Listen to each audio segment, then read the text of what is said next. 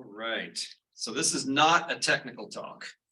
So it's about business ideas.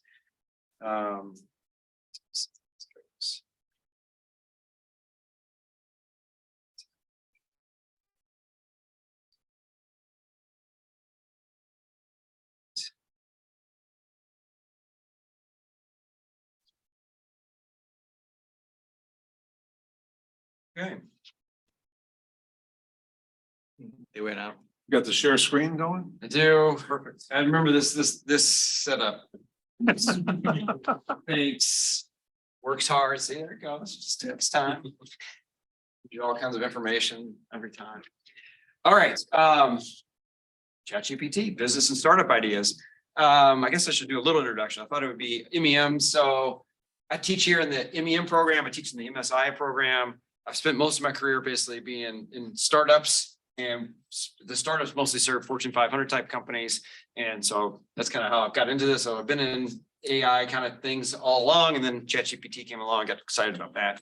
And then my co-presenter Yuri, you want to give a second of you? Sure. Yes, so I also teach here at MEM since last winter. I teach at MSIA and I teach MSIT. And I teach University of Chicago program on data science, everything from statistical analysis to advanced machine learning and artificial intelligence. This is within my scope. My head is exploding with that, I can tell you. Yeah, go ahead. Yeah, so we co-teach a class too, and Yuri's got the financial side covered, and I have the supply chain side, if you want to think sort of how we divide things up. All right, so I've got a couple caveats to start. So the first one is we assume you know ChatGPT, like you guys know it. I'm going to use ChatGPT, but there's going to be competitors to that. We're talking about that whole thing, and just throw in DALL-E and Stable Diffusion for safe measure, like the whole generative space, kind of lump pictures and text all together. Second caveat, like we don't have any special powers on coming up with ideas. Like I bet you if you log into your social media feed right now, you'll be more ideas than we could ever present right now. So we're not going to cover like any specific ideas. We're going to talk about our personal experience. I'll give you some frameworks. I guess we'll talk about a few ideas here and there, but this talk is not about like, this is the idea you should start. There's like a gazillion ideas out there. So hopefully this is the conversation going. Totally happy if you guys chime in, ask questions, just have a conversation as we go. So those are the two caveats. Our take. So I'm speaking for Yuri too, is like totally we're optimistic. Like we're optimistic about this space. I don't always run into this. So I run into people who are like, I don't know. I'm kind of hesitant. Like I'm all in. So why? There is a good view for being pessimistic. Like, self-driving cars were pretty popular like 7-8 years ago, and it's sort of tailed off a little bit. We had the whole blockchain, NFT, Web3 stuff that, man, that died pretty quick. Like it just that stuff just really tanked. And for sure, ChatGPT, it hallucinates. You'll hear all this. It shows bias. It makes stuff up. So we've got those things that could be on the pessimistic side. But why are we optimistic? Little guy. What's driving that?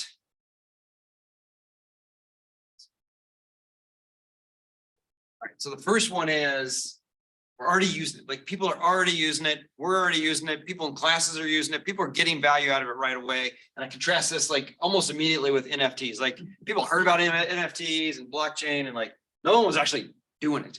And here we're actually using it.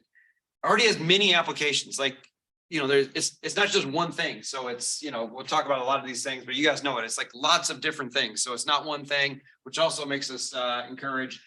Already like many solid sounding businesses started that are using it. So I'll steal some thunder later. Bloomberg is doing something. I was yesterday, someone reached out to me on LinkedIn because they saw some of my posts. Young guy, young entrepreneur, starting a ChatGPT company, doing a search on some complicated type of data, like sounded like a perfect fit. So there's lots of these businesses that look good. So it's given us some reason for optimism. Like it looks like this is going to take off. It looks like it's going to change the whole landscape of how people do business and how it gets integrated in there. I kind of put this one in for self-driving cars. It's not all or nothing. Like ChatGPT, it's like you can use whatever it has right now. It doesn't have to get any better. And what it is right now can create a lot of businesses. I think it'll keep getting better. Like it's improving very fast. And every day I think just in the last couple of days, I've seen like even the coding stuff I thought was great before. Now it seems like there's more improvements there. And to address some of the hallucination and other things, it doesn't have to solve everything. Like we just can solve like what it can do here. So that's why we're optimistic, like super optimistic. Like this is like what I'm thinking about like every day. Like how do I think about this? And you'll see some of my ideas at the end. So we're truthful about our optimism too. So you have to have that balance. Have you guys seen this movie yet? So it just came out. It's well, what it is it's the Nike story of when they signed Michael Jordan. So this basically made Nike like this event. And Matt Damon plays the agent that signed Michael Jordan, the guy going after him, and then Phil Knight, which is who's his pal? Oh, Ben Affleck is the CEO of Nike. And this is a great scene. So Nike's basically betting, like they're worried that they're about to close the basketball division down, get out of that completely. They're going to invest all their budget on Michael Jordan and even more. Like they're going to go all in. And Matt Damon's trying to convince Ben Affleck here, the CEO of Nike. He says, I find you players. He says, I feel it this time. And he's like, really? Like, why do you like Michael Jordan? He says, I just feel that he's going to be the greatest of all time. And this is kind of how I think about ChatGPT. I just feel it. It's just this. I've been in this space for a long time. I've never seen a technology take off like this. And I just feel that it's going to change a lot of things. And then, okay, so Matt Damon admits, like, yeah, it can be risky. Like, it can be risky. And then he kind of goes back to the CEO of Nike. He's like, look, when you started Nike, you were selling sneakers out of the back of your car. Like, don't change that now. Like, keep that spirit. And I kind of want to have that message too with ChatGPT. Like, okay, it's a little risky. It might not be quite up the hype, but it's going to be something, and it's worth taking a chance on. That's my feeling there. We're not the only ones. There's tons of hype on it. I like this podcast called My First Million. So like a business podcast. They had this guy on who's the CEO and founder of HubSpot. You guys know this guy. So founder of HubSpot. He thinks this is like $1 billion opportunity, this whole space. Have you guys heard this podcast? Anyone listen to it? It's Sean Yuri, right? Yeah, Sean. I mean, so their audience is like just normal entrepreneurs, not technical at all. Like maybe they can code, but not technical. In the middle of this podcast, they start talking about how the ChatGPT and these large language models can give you vectors and how now you compare vectors. So we're talking about vectors in a podcast meant for the general audience. So like, all right, the world has somehow changed in some weird way. Like people are talking about vectors like it's a normal thing. And this guy, he's rich, so he can spend this kind of money, but he still did it. He bought chat.com for more than $10 million. He didn't say how much it was, but it was somewhere north of 10 million. I think he also bought prompt.com for somewhere between 1 and 9 million. He wouldn't say exactly what it was, but somewhere in that range. Like, so he's all in thinking that this is gonna change everything. So something really feels different. So we're not the only ones. You got to sense the optimism, I'm sure, in your feeds and all that. We also don't think it's magic. Like, there's no magic here. Although the first time you look at it, it's like, it sure does look like magic. And when you show it to your grandma, it sure does look like magic to her. So let's get into the meat of it here. So let's start with different ideas and different frameworks. And so the first framework I'm thinking is like, what is it that gets these tech giants excited? So the CEO of HubSpot, like what got him excited? I'm going to focus on Bill Gates because this note got a lot of attention out there when he wrote about AI. And he said, I guess he was telling the truth. He says he'd only seen 2 tech demos that struck him as revolutionary. And that was the GUI back in 1980, and then this, ChatGPT. And if you read the article, I kind of broke that down into 2 parts. And the first part is that the tech giants are really liking this natural language interface. Like this is something that's really interesting. And the second thing is Bill Gates was basically saying the rest of the article is like, it's really smart. Like this thing is smart. Like ChatGPT is like a smart engine. So it's those 2 things. Let's dig into both of these, or let's dig into the interface first. Right? Wasn't Bill Gates the one who actually missed the browser revolution? Did he miss it? He was did, late to yeah. the He game. was late to the game, but then he caught up quick. I argue he was late to the game because he missed it, and then he played catch up later. I think Bill Gates his genius was not being on the forefront of technology. His genius was like, once he recognized that it was a big thing, like Then he shifting, jumps on it. then he jumps on it. We missed Windows as Well, exactly. The GUI was invented by Apple, or Yeah. even before that. And he missed the internet, and so he's missed a few things. But he's he's done some well. One thing is enough. Right, exactly. Relative to him, I missed everything. I'm way negative. So I think the first one, and this is a good framework for thinking like, if you have a company, if you have a product, everyone that I'm talking to, I was talking to a new software company today, and they're thinking about how do I turn ChatGPT into my interface? If you have some kind of interface, this is now how people are starting to think about it. Who can see this recording? Oh, it's recording. Okay. So the best idea of this is Wolfram with their products. So this is Mathematica. And so their idea is like, all right, if I have a product that users can query, a natural language opens up these huge possibilities. So I think this is a good first one. Like any kind of product we deal with, I think pretty soon we're going to expect, like right now we expect GUIs. Pretty soon we're going to expect natural language processing.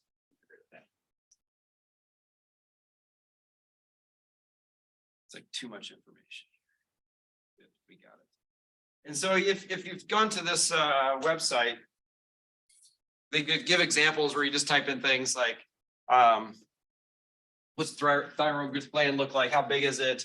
What date was it? 100,000 days ago. And, then, so what they're doing is using ChatGPT to take in the natural language. They're doing some kind of translation when they use Wolfram here and then come back with the answer. So I think this is an interesting insight.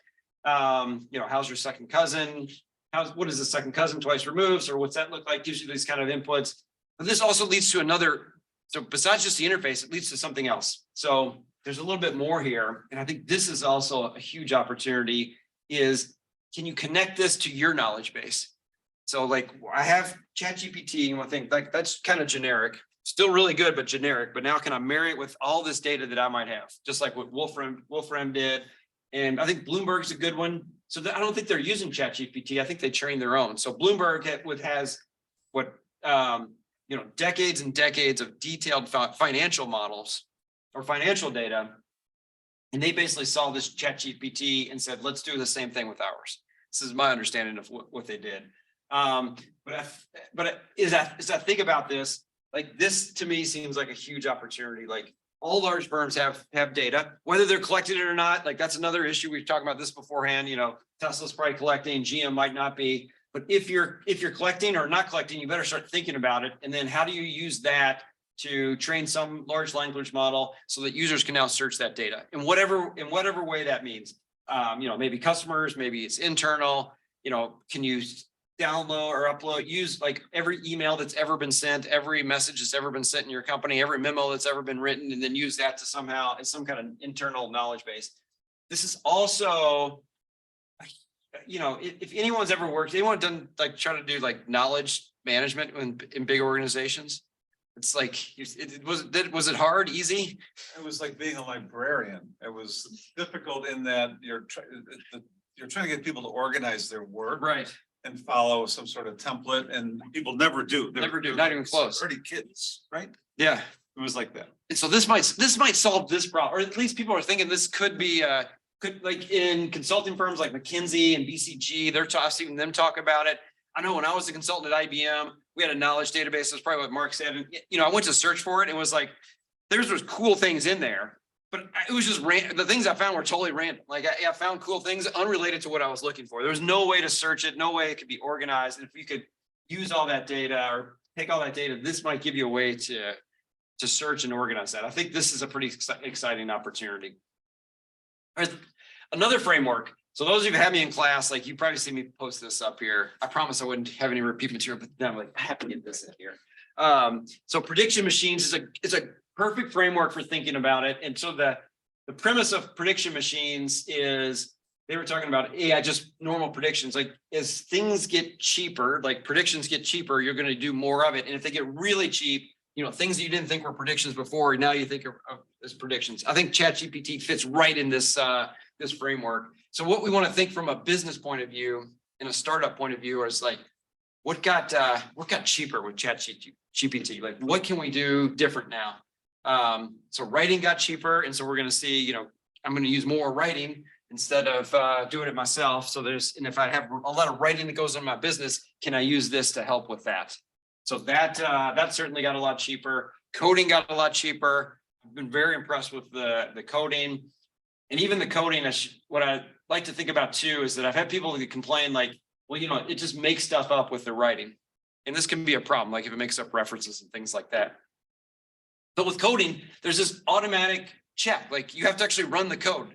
And if you ask it to do test and you're sort of watching it, like, you know, that it's like, all right, it makes something up and creates a bug. It's like, you just fix that bug. So it has a lot less problems with making things up with coding. It's great at summarizing, translating. And this sounds too trivial, but so the summarizing, if I go back to that My First Million podcast where they're talking about vectors, what they were saying is that, you know, well, this gives you a sense of sort of the applications they think about. That, you know, they think about like dating applications are always this huge thing, right? And so what they were thinking is that if I have all this information about people, I can then turn that information into this nice summary vector, basically text, and then use that to compare it to other people to make matches in a different way. And they use that as an example to say, now when I can summarize all this text, I can now compare and do matchmaking across all kinds of different things, not just dating, but all kinds of different domains that might be that are opened up now that might not have been possible. So there's that ability. Search for quick learning, like just if you want to learn something, you can do a quick search and it sort of searches that database. Did you guys see, I don't know, anyone was watching the stock market today. What's the company, Chegg? Yeah, check. Their stock tanked today. Yeah. And it's tanked today because basically they came out with, they must have come up quarterly earnings, and their quarterly earnings were like, we're getting impact. We're having less customers now because people are just going to ChatGPT and using that instead of using our services. And I actually have taught the Chegg case. It started as a textbook rental company, and they realized they were competing with Amazon, so they had to pivot. Then they decided to become a knowledge base for students. They wanted to be the central knowledge base for students from K all the way through college. And I think the failure there is ChatGPT is a better sum of knowledge than anything they could do. Right. Yeah. You know, there's these weird sites that we don't like to talk about in Northwestern where you can go find answers to previous questions. Yeah. Like, I'm sure that those businesses are like struggling now too. Like, why go through that rigmarole when you could just go here and sort of get that answer anyway? If I'm looking for a candidate to hire, why would I go through LinkedIn when I could go through ChatGPT? Or Candidates? No, How would you get the knowledge base? Gives a personalized search like for people. Yeah. So it doesn't do people. You can't Yeah, search on people. People? Knows nothing. Really? Okay. It's politician. Talk smoothly, no clue about. And right down the middle and without any kind of, okay, I understand. All right. But now if LinkedIn marries up, you know, does something, then I can maybe ask some interesting questions. I'm not sure. I mean, I'd love to be able to just feed in like a job description and then have it give me like the top 5 candidates, right? I would bet LinkedIn is working on that. Like, if I'm LinkedIn, this is what I'm thinking That's what about. they're doing. That's the business idea I'm thinking about. Like, because right now, like on LinkedIn, it's kind of a pain. Like, what job title do you want? This or that, the other. Like, I would really just like to put my job description in there and let LinkedIn then figure out. Basically, that's the matching that I was talking about here. It's like you give it a job description, that's a vector, and then it looks at all the different profiles, and those are vectors, and then it sort of which ones are closest. Probably butchering it a little bit, but hopefully that's a high level. Generating ideas, so it's, you know, it's not going to come up with great new ideas, but it's not like if you're trying to solve a problem that lots of people have already solved before, and you just need 10 things, like this is as good as any for coming up with those 10 ideas to get you started.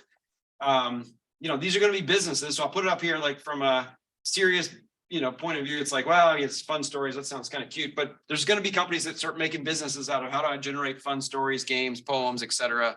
for the mass market. Like that's for sure coming. And then we've got the pictures, which is a whole nother universe. So all this stuff got cheaper, which means we're going to do more of it. And we should now figure out how do we take advantage of this stuff in our business. And then this book is also good. This is, I mean, stuff gets cheaper, but now what gets more valuable? I made a guess at this, like, that might be wrong. We can debate it. Screening. So this is like, I now need someone to look at this stuff to make sure it's not making up stuff and all that kind of things. Fact database. So this is the big one. So ChatGPT is not a fact database. Like, this is pretty clear. Like, we have to sort of marry this up with facts, and there's going to be a lot of work there in the future to figure out how do we check and make this better. But I don't know about you guys who are using it, but I find Google search is, I don't know, slow now. And it takes too long to get to the answer to the question that I want. Now, I still have to go to Google and validate a lot of stuff, and I still go to Google quite a bit, but I find that ChatGPT is my go-to search because I have a question in my head and I write the question and it gives me mostly the answer that I'm looking for, and then I can do some further things. Whereas Google, I go there and then it takes a while to get to that thing I'm looking for. Then I go Google some other stuff. So I would imagine that this fact database and Google's going to have to reinvent themselves. So I still need that fact database somewhere. I use Google as that. Prompt engineering, obviously, and these knowledge databases.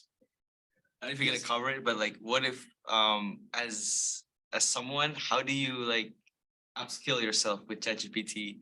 Is it like back then in the days where Microsoft Office just came out and you need to learn how to use Microsoft Word, Excel, and how do you, as you know, someone, how do you like? So I think the prompt engineering is engineering. is how you educate yourself. So I think the barriers to entry are low in this. Like you can learn the technical stuff, but you don't have to. Like you don't have to know how any of this works. But what you do have to do is get good at the prompt engineering. And what I've seen is that, you know, there's guides for how you do it, you know, how you ask the question for, you know, the framing and different parts of it. And then, you know, ask multiple times and sort of multiple directions, you'll get better results. So there are like these guides for that. I think that's how you sort of stay up to speed on this. Yeah. This is a great framework. I often think about it in similar ways. I think another thing that's gotten more valuable with this maybe is just some of the things you can't do with ChatGPT, which are like public speaking, persuasion, like marketing, connecting with your audience, like those kind of things maybe are more amplified in this market where creating stuff is cheap. That's right. Yeah, that's perfect. Yeah. That's a great one. I'm just curious. Big fan of prediction machines and Avi Goldfarb, and obviously he also has that framework around point solutions to app solutions to system solutions. Okay. Yeah. I'm just curious in terms of if you agree with that. I mean, I'm not sure if other ops have heard about that framework, but like how you evaluate if you think that's a good way for predicting where, in general, products and business models will be evolving as. So what's that? Give me a little detail or say a little detail on that. This other framework you're talking about, point solutions and. So it came up in a podcast with Avi, I forget which one it was.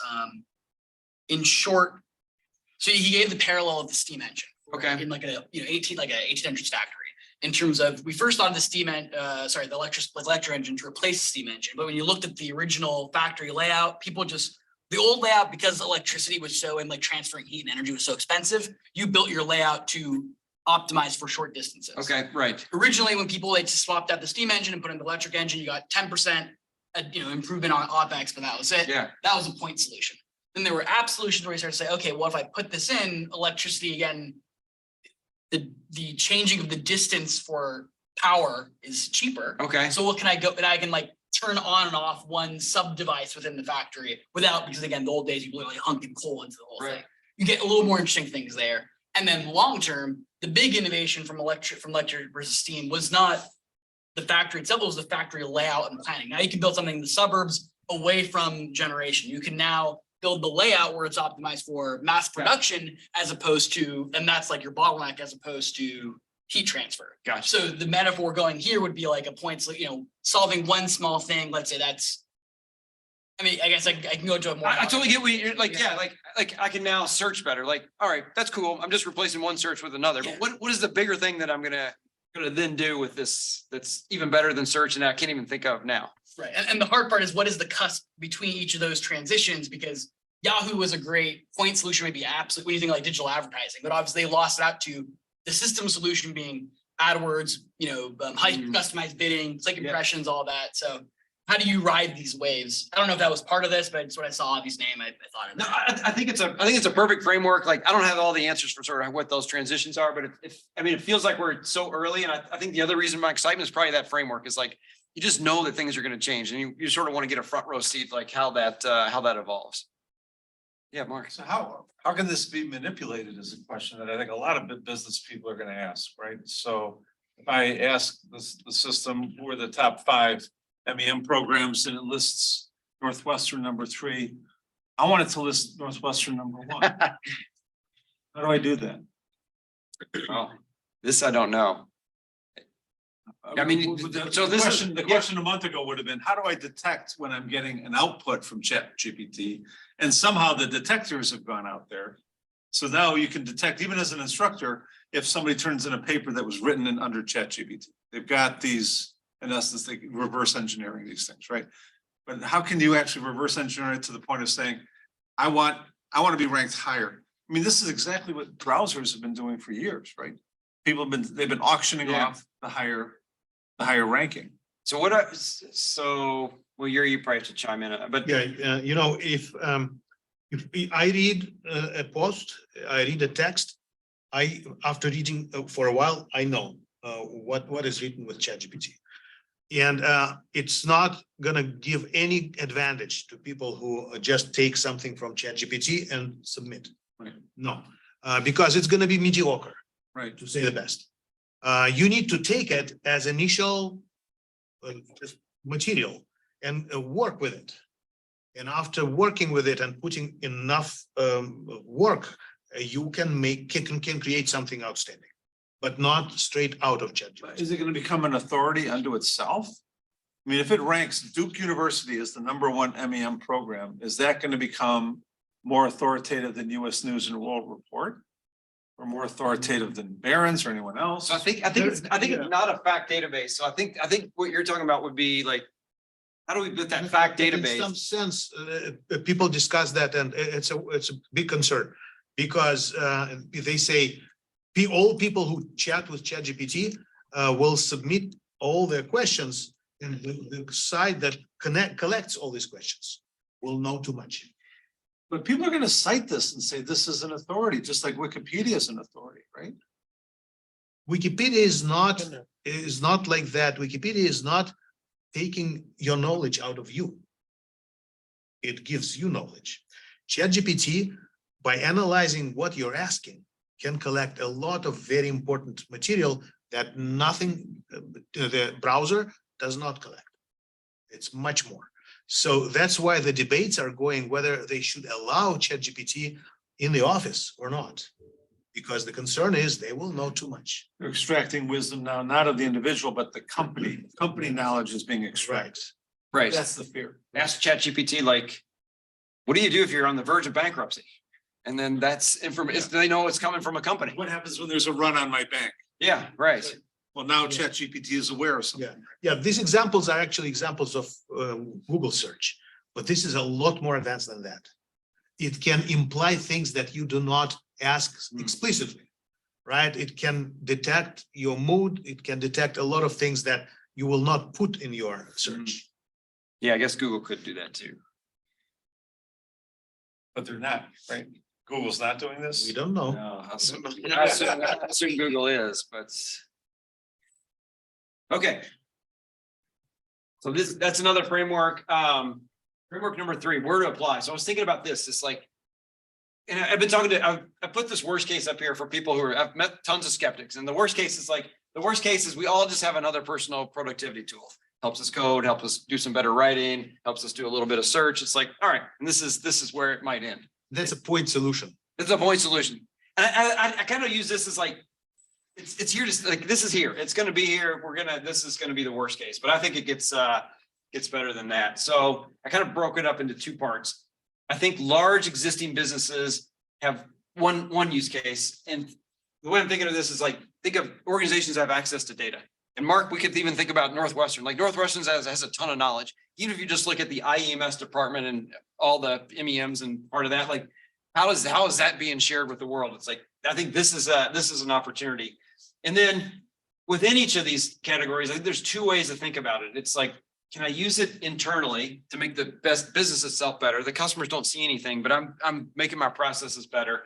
And then can I use it externally for extra revenue opportunities? I think it's important to make these 2 distinctions. It's like, here I have to worry a lot more about how the public interacts with this thing and sort of weird data that comes in and privacy and that kind of thing. Here, I think I have less of those kind of concerns when I'm using it inside the 4 walls. And my guess here is that this audience, our students were here at Northwestern, is like, we could build whole careers out of just helping companies navigate this move. The companies know they need to do it. They know they need some experts. There's lots of nuances and side issues here, but there's a whole business there. And then I think startups is the next big one. So think about people disrupting the market. Again, 2 different ways. Like when I think of startups, I'm going to share some of my ideas that I've had is that it can change the economies of scale, starting something new. So I can just, can I do something with ChatGPT that helps me start something new that maybe the customers don't even necessarily know I'm using that? Or is this my interface and part of the business? And the startup person I talked to earlier, this is their idea. Like the interface is part of their business because they want people to be able to type in things and they're going to retrieve information that's really hard to get right now. I think that's kind of a fun opportunity. So I think this is totally exciting. I'm totally biased towards startups. Been in my whole life. I totally like it. Could be risky. Yep, for sure. Any startup is risky, but this will just be my personal advice. Like I've seen people go into big companies too, and their careers can be just as risky as going into startups. Like I have a hard time sort of seeing that this is less risky in some aspects. All right, so chatbots are like an obvious opportunity. Wall Street Journal popped up an article just a couple of weeks ago, and they were using in that case they were using the internal to help the agents, like tell the agents to what kind of answers they might need or should give, giving them tips. I guess you see some over there in the diagram they had, and then the external one is let customers talk to the thing. And then this obviously applies to many places. Like we interact with call centers all the time. Call centers are kind of a big business, have lots of people that work there. We have lots of interaction with different companies that we want to get information from. And then one thing I can say there was a Stanford paper that came out like a week or two ago. They did a study on LLMs in customer service. Yeah. And they found that when you looked at the performance rank of like those specific employees, it did a huge impact, like 30-40% performance impact for the low end or like the least good performers. But it actually did very little, maybe 1 or 3% improvement for the top end, like the top performers. And then that kind of opens up the question of, is this just a propagation of best practices? Is there something, or are the top 10% of your employees driving your best practice that you then need to go and better value for Right. custom engine? Oh, that's perfect. That's a great example. Someone reached out in OTC to purchase with. Oh, someone on Zoom is not on mute. Seems like, I don't know if he's just the agent, but seems like works for a company where we actually stacking those grids. Okay. So I don't know if you just wanna. Do we have the contact? I do have a contact, yeah. But should I reach out to Forest? Yeah, put them in touch. Put them in touch. Forest and Miguel, like, hey, this is the guy. Yeah. For reason. You want to see it on? You ever hit it? Oh, there it is. I think you up to it. Is this the guy? No. Hit the checkerboard. This- Yeah, I think. there you go. Yeah. Mute them. Oh, you would be mute. This is actually where I was talking to the screens. Mute. So, yeah. There you go. All right.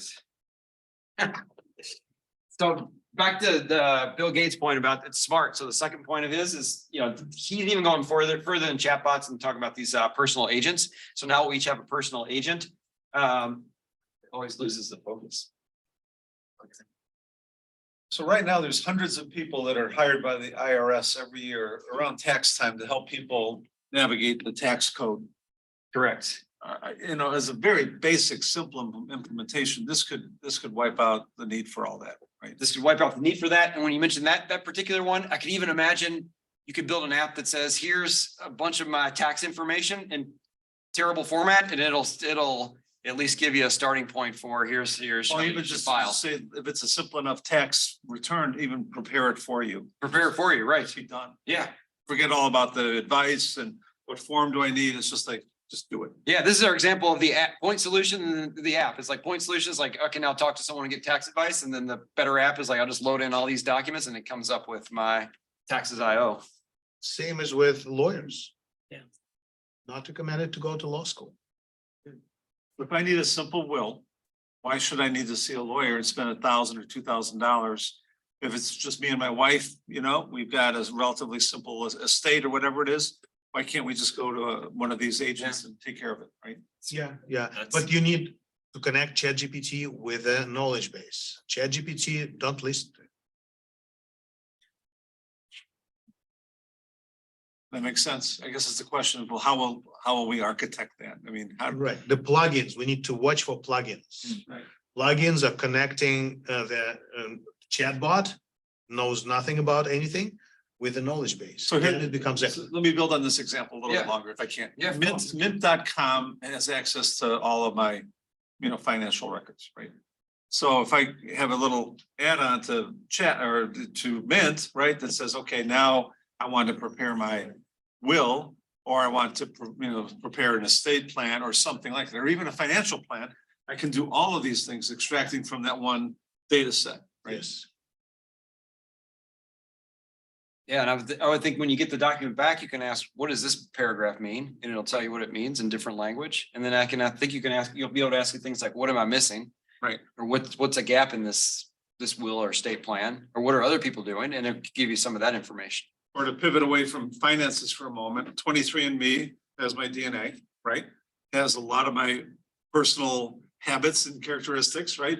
Color my hair, whether I'm allergic to cilantro, all that kind of nonsense, right? Yeah. Come up with a personal diet plan, personal health plan, an exercise plan, maybe a screening plan for my doctor to figure out what should I be screened for?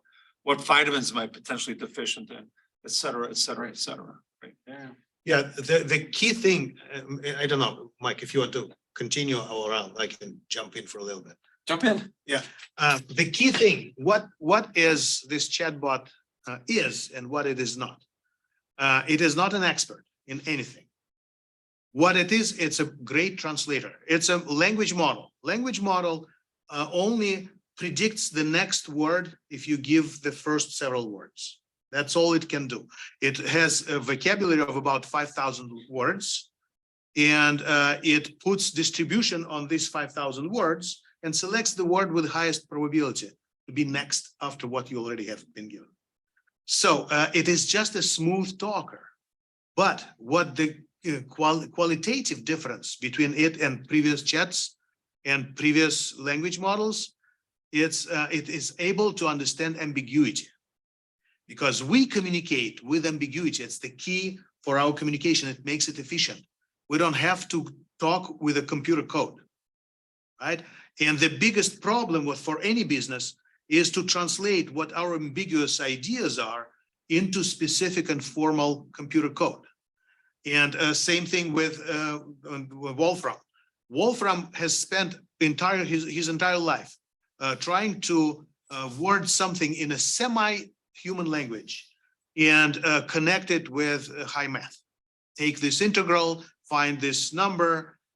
He finally found the last link that has been missing because there's a translation now from ambiguous human language to his Wolfram language. And what ChatGPT does when you use Wolfram plus ChatGPT, it creates the prompt in the language of Wolfram, sends it there, receives the answer, analyzes it, sees that the prompt is good or not, changes it, goes back and forth several times, and then comes back to you with the answer. So until you connect it with some knowledge base, not just database, but knowledge base like Mathematica or some other, there's about a dozen first plugins now developed. And we can go to OpenAI and see which plugins are. So they are already doing that. They promise us to give an ecosystem of these plugins. So the role of ChatGPT is not to tell us something, not to teach us something. Understand our ambiguity, translate it into specific language. That's what the key. Yeah, so back to Bill Gates, like he's obviously focused on these personal agents for healthcare and education to make it more equitable around the world. Like he thinks this can now open up education, healthcare opportunities for people wherever they are. And I have a feeling it's gonna be a race between big companies who have all this data but are slow, and startups who have all the energy. They don't have the data yet, but they have the energy to get this thing going. So I wanted to put this in here too. So I put this in more for the skeptics. I haven't studied this paper to see if it's legit or not. This is like the one you just talked about. This is in healthcare. The names of the people who did it look like they were like from legitimate organizations. But it basically showed this. They basically had patients that were asking doctors questions, and then they had the doctors answer and the chatbots. I'm not sure how they sort of divided it up, but basically the chatbots had better answers. Like, all right, that's interesting. And then the chatbots were like much more empathetic, like just nicer entities. These these chatbots relative to doctors. I don't think anyone, when I've talked to people about this, they're like, I'm not surprised at that. But I think it's interesting that, this is like, even if you don't trust it yet with medical decisions, you have to start wondering, like, if physicians are really giving worse answers than you can get from a chatbot, like, where is this going to end up? And I think the paper showed 75% like the chatbot better than the doctor. So startups, let's do startups. So I couldn't find any good data. I didn't try that hard, but I'm just guessing billions of dollars of VC money are flowing into these AI startups. Everything we've talked about today, I'm guessing there's one or two startups that are either getting funded or trying to do this kind of thing. And there's just so many ideas. Like, I'm not going to list all the ideas. There's not much value in that. Anyone follow Paul Graham? Yeah. Yeah. Okay. So I like Paul Graham. You know what he says about ideas? They died. Yeah, cheap. Yeah. It goes a little further, like worthless, like just the idea itself is not that valuable. What matters is the execution. And it also said, like, when he says they're worthless, it's like, you can't sell anyone an idea. Like, if I have a startup idea, like, no one's going to buy my idea to run their startup. So the ideas have, not much worth. And so with that, I'll just do like, what am I thinking of and what are my startup ideas? I'll just share with you guys what I'm thinking about, so you can see sort of how I'm thinking through it, if that matters. So one is just, I want to leverage the hype of ChatGPT to like do executive education, explaining AI. Like, what is AI? What's the whole field? Where does ChatGPT fit in? What are some of the uses you can have? And then maybe what are some of the other technologies you can still use? Because there's still other technologies to be used. Why would I think about this? I think this kind of company is like easy to bootstrap. Like, I don't have to raise any money. It's low risk, but low return too. Like, it's not gonna, it won't take off. Have higher return is like, would it evolve into something bigger? Like, once you get inside these companies, can you expand that, create products, et cetera? That's one. The other is I would team up with, I've got some friends of mine who did a startup before. They started another startup, which is helping companies deploy different algorithms. So this is ideas like, I'm going to internally leverage ChatGPT to help write code and do the writing, like do the documentation of the code and provide this kind of material.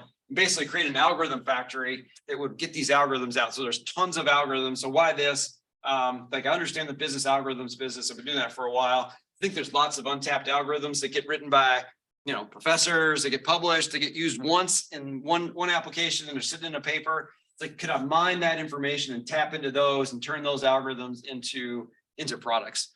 Sort of how I'm thinking about that.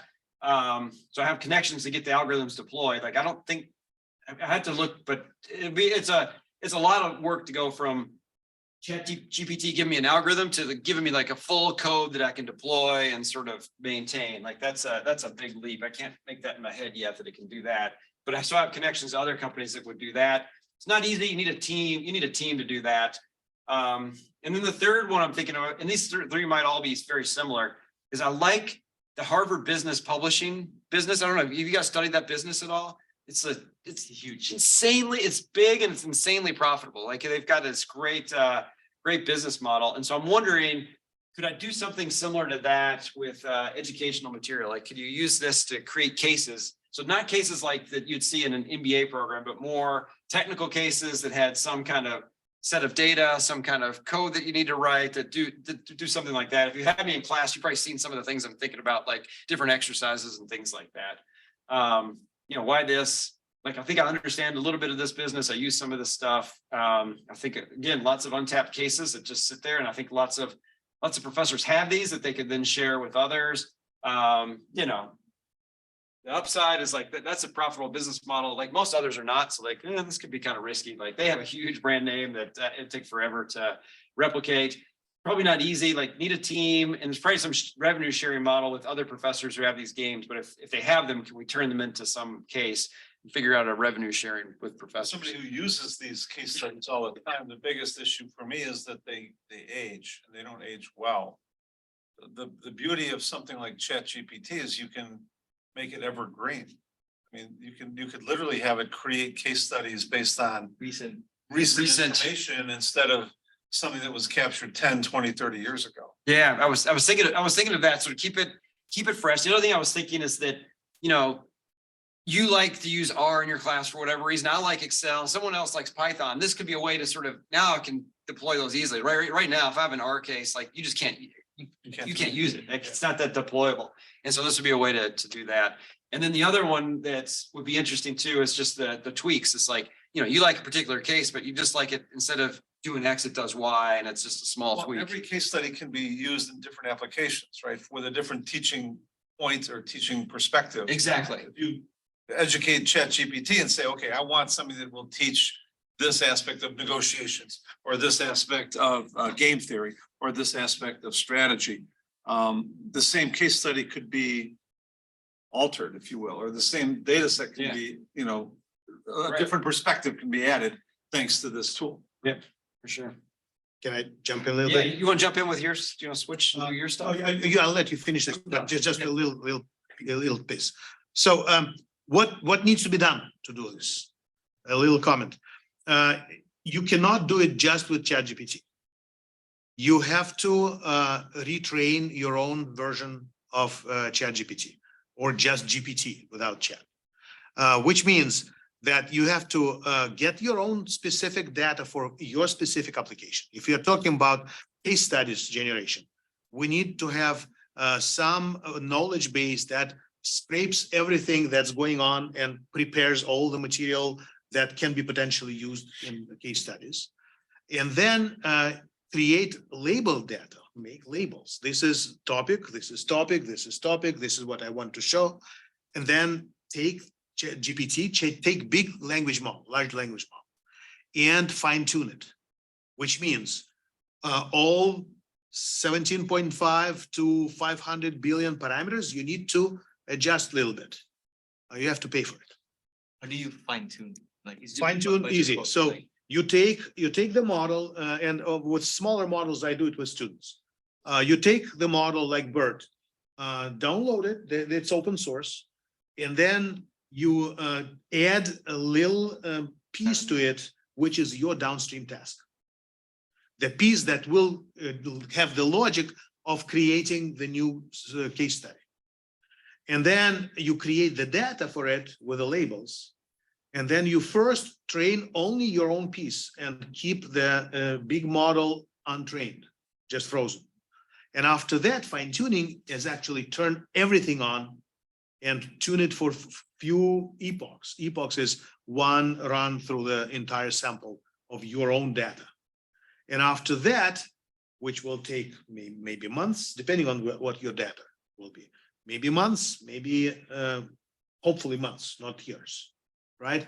And that's extremely expensive. That is literally billions of dollars. After that, you can make it your own, right? And it will be working just on the downstream test that you wanted to work. Before that, you can, the compromise would be you take a plugin, you generate the plugin together with OpenAI, and you still have your own, you need to build your own knowledge base. Without it, it's not going to be any different from generic chatbot. And then with this knowledge base, you connect, read the information from human using ChatGPT, send the request, send the prompt to your base, knowledge base, and then that's how it starts working.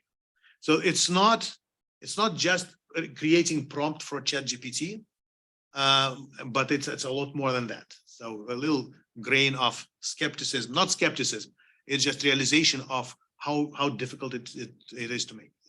Yeah. Just off of that point, in what scenarios do you believe you would need to go and retrain a new model? And in what scenarios would it be enough to, again, I have my existing fact base and I'm going to let GPT-4's LLM just access it, search it, digest it? I think as soon as you start doing something serious, you need to train your own. Speaking about reading the job descriptions, we've collected enough labels already to train it.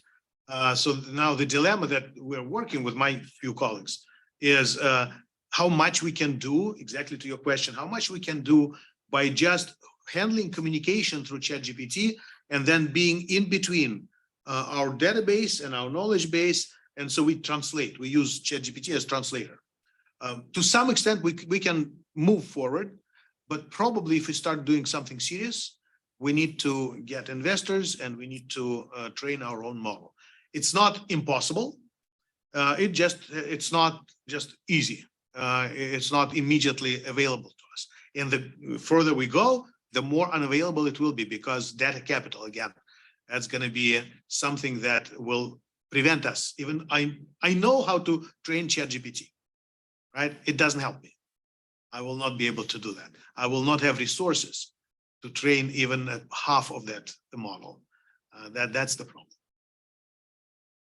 We're talking CPU time? Well, are you server costs or like? what- CPU energy, you have to have data center with all computers working for months to train it. So do you think? 175 billion parameters is ChatGPT 3.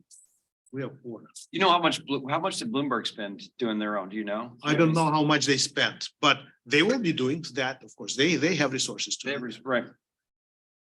That's But why. but I also think there's a range too, like, you know, some of what I'm thinking personally is that I'm not gonna use this to do what Mark said, sort of keep, you know, make a whole new case up based on data, but Correct. if, like, if Mark, if you had a case that you wrote, I could see, and it was, you know, not formatted really well, I could see using ChatGPT to sort of help me format it, help me come up with some code that I could then use, so doing sort of a simple task, and there's some manual work there too that. we need Yeah, someone to there do. are compromises. Yeah. The problem is if the idea is good and they will see that you can do it with these cheap things, somebody will Well, take it. Harvard's and probably do it gonna be doing. with the sources. Yeah, Yeah, yeah.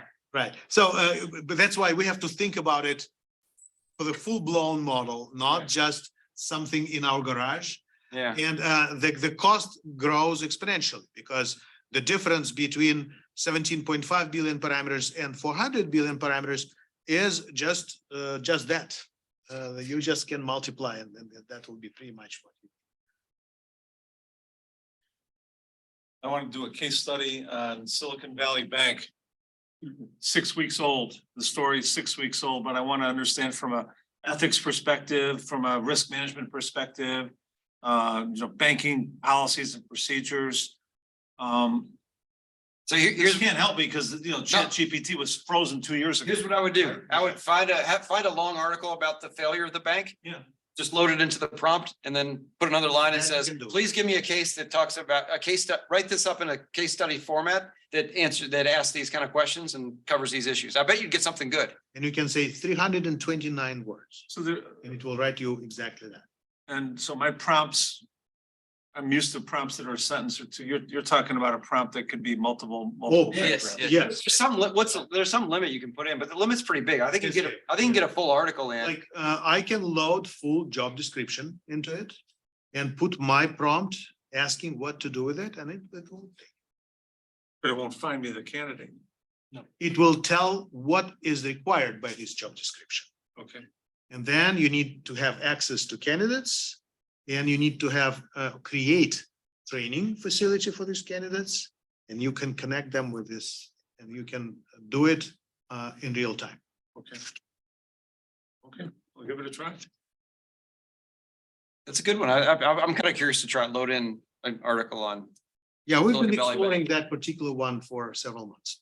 I mean, that's what educators tend to do is take the latest, and greatest stories and try to weave that into a teaching plan, right? For sure. Yeah, yeah. Yeah, Okay. we can talk more about that. We've accumulated some experience. Okay. How long are these things supposed to go? An hour? Yeah, Yeah. I mean, we Okay. can have some Q&A. We can even go a little over if we have to. Yeah. Do you want to show your stuff or did you get, Like, if you have anything. I'm done. You're done? Okay, then I can show little case study. Showing some experience of working with prompts with ChatGPT as is, no plugins involved. So you need to still use.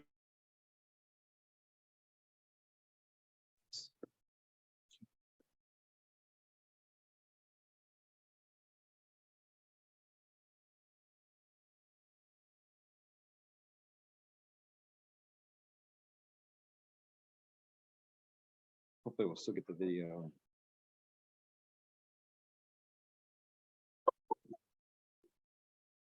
Do we convince you, Mark? You're my skeptic. I'm trying not to be a skeptic, I'm trying to be an early adopter, but I didn't know what the limitations were. I guess I've been treating it like a fancy browser. Yeah. It's much more than that. Can you please stop sharing and I will start? Version is not in the top 7. It's not in the top 7. When I did it like 2 hours ago, we were number 3. Okay. So we must have dropped, maybe even as a result of the seminar. sure. But we've dropped from 3 to 7. So maybe it's the way we prompt, and I guess We lost it. that's a whole discussion right there. I mean, you can get totally different answers depending on how you prompt it, right? You get the different answers with the same problem. Me and my, you were trying yesterday, one got a different answer, although the same problem. Different answers. Different answer, different codes altogether. Maybe I'm more skeptical now. No, I'm optimistic. No, I can see this is gonna be revolutionary. It's just, I don't know if we're quite ready for what the implications are. Using ChatGPT, we are able to beat the ATS quite a bit. Really? Yeah. The most endangered profession, Mark, is professor. So we better be prepared for that. I think it Well, is. I mean, What'd you say you're able to be? The ATS, the automatic practice system in the job, like The resume check. the resume check, yeah. Okay. So we can just pick up those keywords in the job description and we try to fill the maximum keywords they're trying to pick. And we are getting more and more call from the job offers. Wait, so you're using this tool right now to rewrite your resume to get better. So it's your job description. This Yeah, is I pick the perfect. job And description. then you base your resume. Yeah, resume. I try to match. Whatever is, I put the job description and I ask them what are the key skills or what keywords that I need to put in my resume and try to build my resume around those keywords. Yeah. So so they you need to customize your resume for every job you apply to, Exactly. and you're using this tool to do it. Yeah. And it's working? Yeah, a little. If you're raising the percentage, like you're changing the odds, right? And all that. Yeah, I'm surprised. I've tried it similarly, and I've tried it never really works, but I think that's some of it's more from the ingestion standpoint. Like, again, you can't copying in the JD and then like bringing in your resume, it parses it incorrectly. It doesn't really know what you're doing with it. You can tell, okay, like in a version 5, but honestly, if they had more easy APIs, I think it'd be a lot better, but like not being like. Okay. So this is the next plugin right here. What the answer that you want of it ChatGPT is, for instance, like if you want to create a resume based on the job description, you take the keywords, and then it's not the ChatGPT gives the entire resume. We have to put our efforts to build our resume around this. Based on that, it's actually Ask ChatGPT to output like only 3 bullet points, and then you put that bullet points in your resume. I mean, if you are like trying to do it 100% on ChatGPT, you have to put 50% of the Yeah. So you're tilting the odds in your favor, right? College application. Numbers work. Yeah. Personal essays, right? Writing just got cheaper, right? Writing is Right, totally so cheap now. my granddaughter should use this tool to help her get into the college of her choice, right? 100%. Well, I'm thinking about it from the other side. Why are we reading? Can't we use something like this to read them? In my experience in another university, we're not allowed to. We have to still sit and read it. Well, we're still reading applications here Yeah. too. We haven't put So- in these systems. So we're behind. The applicants are But then you have. on the curve, but we're behind. Then you have AI reading a lot. Yeah, So. Yes, in fact, in the same, yes, it gets weird. we will end up creating questions for the tests using ChatGPT, and students will be answering these questions using ChatGPT, and everybody will be happy. After reading as many applications as I've read in the last few months, I'm convinced that those tools are already in place. Of course. And they're homogenizing everyone's input to me to the point where I can't distinguish one candidate from another, right? Because they're adapting to what they think I'm looking for, Right. as opposed to who they genuinely are. Right. And so the whole point of the exercise is being abolished, because I want to make sure the right people are coming to this program and not just anyone. Right. I want them to be happy. I want them to be fulfilled. I want them to be successful. And by gaming it the way they are, all they're doing is becoming successful at getting into the program. Right?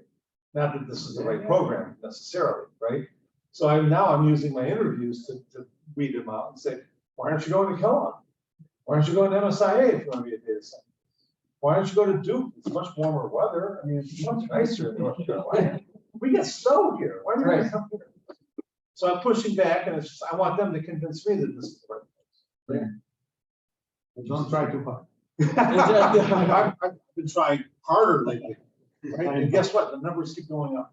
So we got more, we got probably 60 students starting. Our biggest class ever. It's gonna be the biggest class ever. And yet I spent literally the last 3 months convincing people not to come. Don't come. So please go to come. They got so many more classes, they got a beautiful building, you really want to be a business person, right?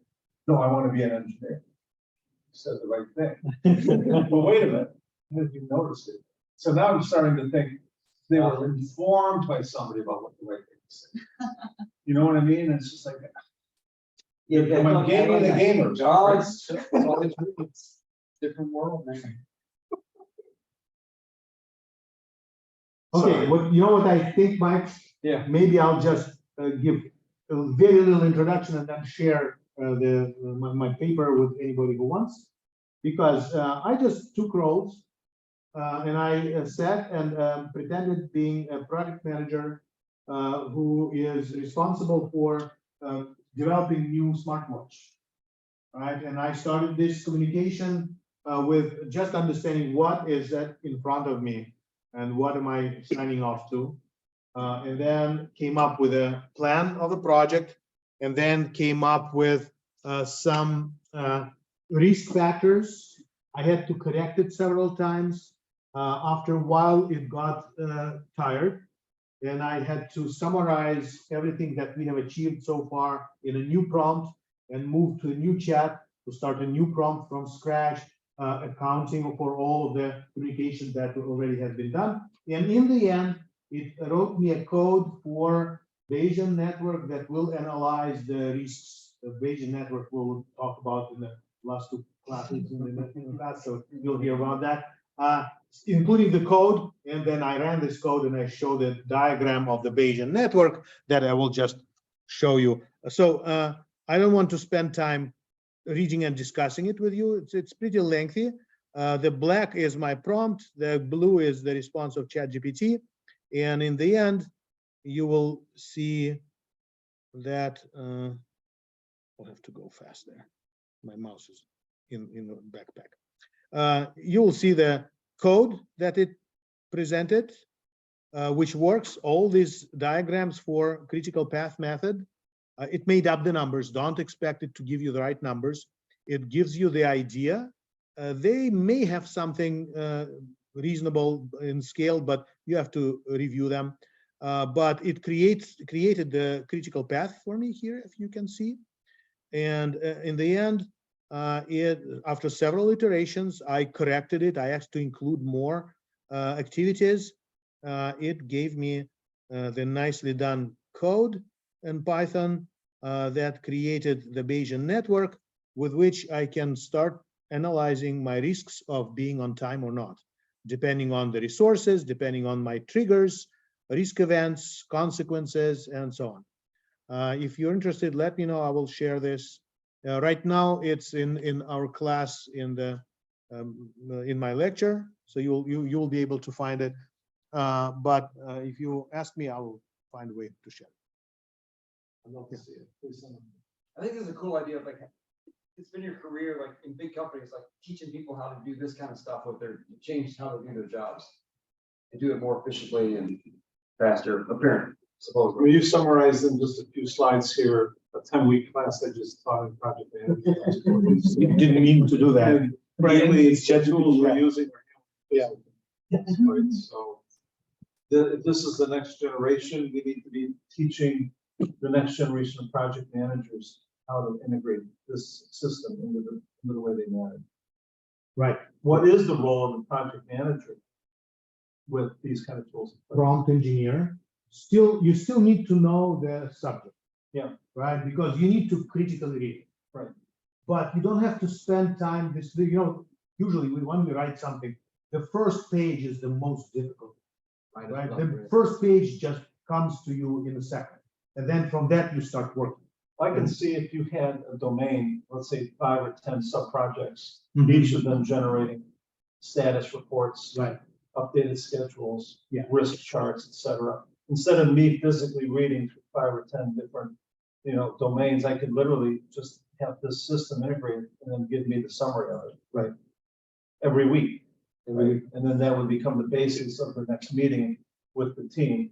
Because I'll know what the risks are, I'll know what the critical path is, I'll know what the priorities have they shifted, what the resource issues are. Yeah, we can go through it, boom, boom, boom, without me having to have that huge overhead of digesting all this written information, maybe for half a day. It can be done in a few minutes. That is true. Powerful stuff, yeah. All right, we should probably wrap up here and then we'll hang out for a few minutes and then just talk. Okay, well, thank you both. I thought it was great. Thank you. Yeah, we do. I think it's changed what you're teaching, and I guess now after today, it's changed what I'm. Thanks for coming from, Plan. Thanks for Yeah. joining us. Yeah, glad you could make it. You're always welcome, by the way. Yeah. Anytime. You guys have questions? Now? To ask Of course, yeah. How often do we get such great expertise in the room? Questions, even online? There's a really nice blog post on the A16Z website, which talks about essentially where value creation will happen in the whole AI chain. Okay. So it really says that I really like that article because that gives a high level overview of the whole value system. So they say that at the bottom you have the people who are making the silicon, so that's the NVIDIAs of the world. Yeah. And you have people who are making the cloud providers on top. And they say the infrastructure layer will always make money in this game. Then on top of it are like proprietary AI, LLM models, those are your open AIs in the Hugging Faces of the world. They will always make money. And a lot of the startups that are being created are wrappers and these. And so the article essentially, it's an interesting article from a VC perspective on where they think sustainable value creation will happen. Right. And their take is that at this moment they cannot really say. They said there are a couple of companies who have created these early wrappers. Some of them have an early head start because they maybe have a sales team or a marketing team, or they have large distribution. But it's hard to say at this moment what will lead to a sustainable advantage in the long term. Perhaps check that out. I mean, that sounds like you had a good summary there. That's perfect.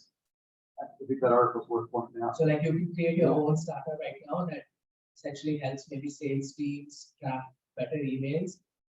And you can have a whole huge sales force, you can raise a lot of money, but that's not sustainable because next year there'll be a plugin right in Microsoft Word that will do the same thing. Right. Yeah, this is a fear, right? Your whole startup goes away when Microsoft puts in a feature. Yeah. Microsoft Office addresses the whole thing. They're into vertical integration. They're into basically building, composite sets. So the whole portfolio is where the power is. Individually, each application stinks, but because they're all bolted together, right? It's almost impossible to pivot away. And I thought that was a really interesting. There's a lot of noise in this whole space right now. Yeah, ton of noise. Very good article, and the top VCs are saying they themselves don't know where validation. It's the chip makers at the bottom. Yeah, Because the they're selling the yeah. shovel, right? Right. To train the LLM, so they will win no matter who wins. But the vertical integrators from the top, the people who are going to literally take this and bring it into a value proposition, like the Teslas of the world. Yeah. Right? I'm sure he's making his own silicon next week, right? So silicon, motors, batteries, the vehicle itself, the information layer, and now he's got this layer. Yeah. Right? Fascinating. No, it's all good. It's all good. Thank you. So I want to share your experience on that to this one. Very good. I think Professor, you're also going to present at Mars. I'm helping do executive education there. Yeah, that's probably. Are we invited to your Mars speech? Are we allowed? Mars is It's close. it's close, yeah. Very close, very close. Dude, they got a wonderful innovation center. Oh, do they? Yeah. Yeah. Oh, in that island, Who's Island? Goose Island, yeah. Who's Island, yeah. Yes. I think I read a couple of weeks after the PBT came out, there was a student on the East Coast or something that created something that did detect that was made with ChatGPT's face. Do you think there's a monetization? People are monetizing that eventually, or in the process of that, and on top of that, are we now, like, how soon are we gonna see an arms race between people that are? So the arms race is going on. So I've heard about that student. There's also a great podcast. It wasn't a normal channel, but there's a guy named Scott Aronson. You know Scott Aronson? He's really famous for quantum computing. He was just on a podcast for like an hour and a half. And he was talking about watermarking output of ChatGPT so that you could then have a like key that figures out what's this generated about ChatGPT. So they're already working on the watermarking. And that, so if you want, and then he goes into enough detail there that I was sort of lost in some parts of the podcast and walking my dog at the same time too. But it's pretty interesting, sort of the research going on there. Aronson. Scott Aronson, quantum. If you look Scott Aronson quantum, and then send me like I don't know how we can get information out, but like if you get a note to me, like I have a link to that podcast. Like it was really, really well done, and I really respect that guy. Even for the case ChatGPT competition on last Friday, we made the pitch using ChatGPT. So like, hey, create us a 1 minute pitch in Mark Cuban style. Yeah. And they give us this amazing pitch that you would never think of. So I thought at the moment, like fundraising is going to change too, right? With that. Like, yes, right. It's crazy. And your speech was all right. Like you basically read it, I right? basically read it from there. It Like, sounded fairly natural. It wasn't. yeah. I wonder how soon the actual Shark Tank pictures are gonna be coming out that. That's why from now on, I'm gonna write my script from ChatGPT. Why? Like, Yeah. So you spend the time practicing instead of like Is that- actually coming out with what to say. Mhm. Wow. Thank you. Yeah. Thank you. Thanks for coming. Yeah. I'll check out that article and send me a note if you Yeah, can't find I that can find it. podcast. Is that Mark's? No, that might be mine. Yeah, that's yours. That's yours. He went in somebody's coat. Thanks, everyone online.